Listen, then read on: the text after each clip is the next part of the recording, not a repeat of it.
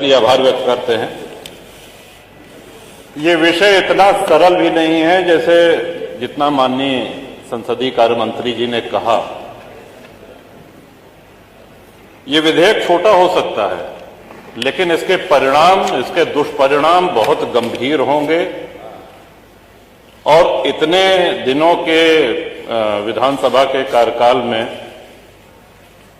जब भी विधेयक आते हैं तो सत्ता पक्ष एकमत होता है और विपक्ष उसके विरोध में होता है।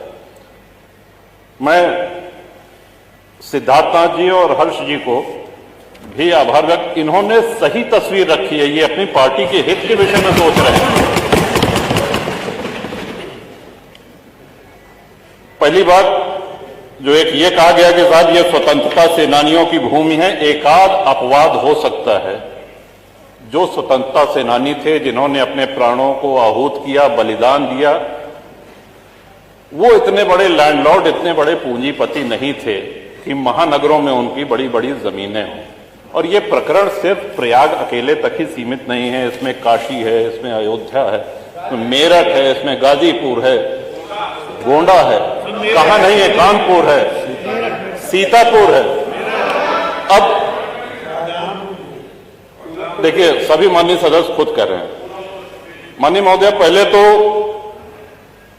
बोनाफाइड एक शब्द जो इसमें कहा गया कि जिसने लीज की किसी भी शर्त का उल्लंघन न किया हो, उनको छांट करके ये उनको चॉइस दी गई कि आप चाहें तो ये किस्त जमा करके और अपना फ्री होल्ड करा लीजिए।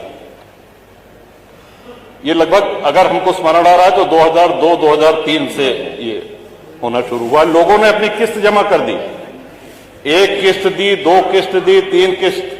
अब उसके बाद सरकार ने कहा कि हम अब आपकी किस्त नहीं लेंगे। देखिए, सरकारें कंटिन्यूटी में, जैसा सिद्धार्थनाथ जी ने कहा, जो निर्णय हो गया है, सरकारें आएंगी जाएंगी, बदलेंगी। आप किसी से किस्त पे कोई सामान लेते हैं तो किस्त, वो सामान आपका हो गया, वो संपत्ति आपकी हो गई। अब आप ये नहीं कह सकते कि नहीं, वो जो 15 साल पहले या 20 साल पहले या 25 साल पहले जो तुमने किस्त दी थी, ये पकड़ो अपनी किस्त और भूल जाओ इसको। और हम बहुत से ऐसे माननीय विधायक हैं जो शहरी क्षेत्र से हैं, लेकिन शहरी क्षेत्र से होते हुए भी ग्रामीण परिवेश का उनको पूरा ध्यान है। अधिकांश विधायक ग्रामीण परिवेश से आते हैं। अब जो गांव बसे हुए हैं, माननीय अधिष्ठाता महोदय, हम भी ये जानकारी चाहते हैं कि गांव जो बसे हुए हैं, क्या वो लोग अपनी भूमिधरी में घर बनाए हैं? इस सिद्धांत के तहत तो उनको भी बेदखल कर देना चाहिए। फिर जो आबादी में है, जो ग्राम समाज में है, गांव के गांव बसे हैं, गांव में अपनी भूमिधरी में किसने घर बनाया है? सब कच्चे में गांव। तो कौन सा विकास कर रहे हैं? लोग सड़कों पे आ जाएंगे। और जब उस समय अंग्रेजों के बंगले, अगर प्रयाग की ही बात की जाए, तो सिविल लाइन में भारतीयों को घर लेना निषिद्ध था, मना था। वहां सिर्फ अंग्रेज रह सकते थे। अपनी सेवा के लिए उन्होंने गाड़ीवान, कोचवान, बग्घी चलाने वाले, धोबी, माली, खानसामा, इन लोगों को वहां पे स्थापित किया, जो पुष्ट दर पुष्ट वहां पे चले आ रहे हैं। सागर पेशा एक बहुत बड़ा आंदोलन है प्रयागराज का। एक बहुत बड़ी संख्या में आप हजारों लाखों लोगों को बेघर कर देंगे। 3200 प्रार्थना पत्र लंबित हैं। 2300 लोग ऐसे हैं जिन्होंने अपनी किस्त जमा कर दी है।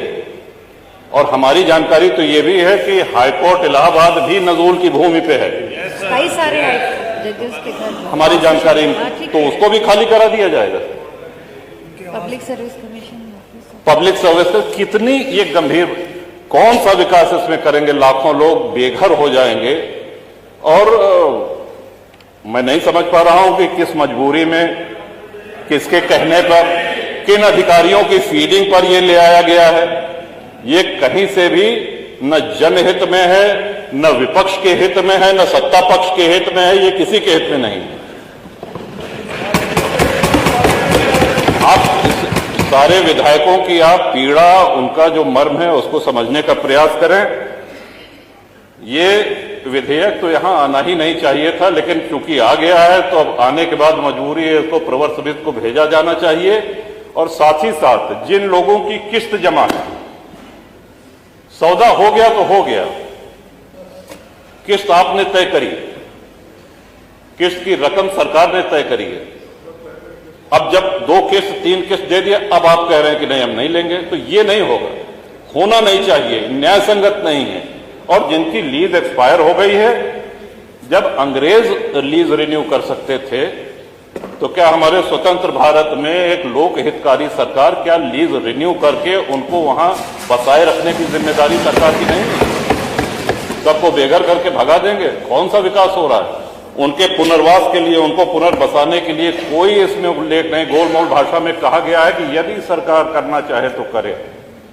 इसमें महोदय बहुत बड़ी क्रांति हो जाएगी, लोग सड़कों पे आ जाएंगे, हाहाकार हो जाएगा पूरे प्रदेश में।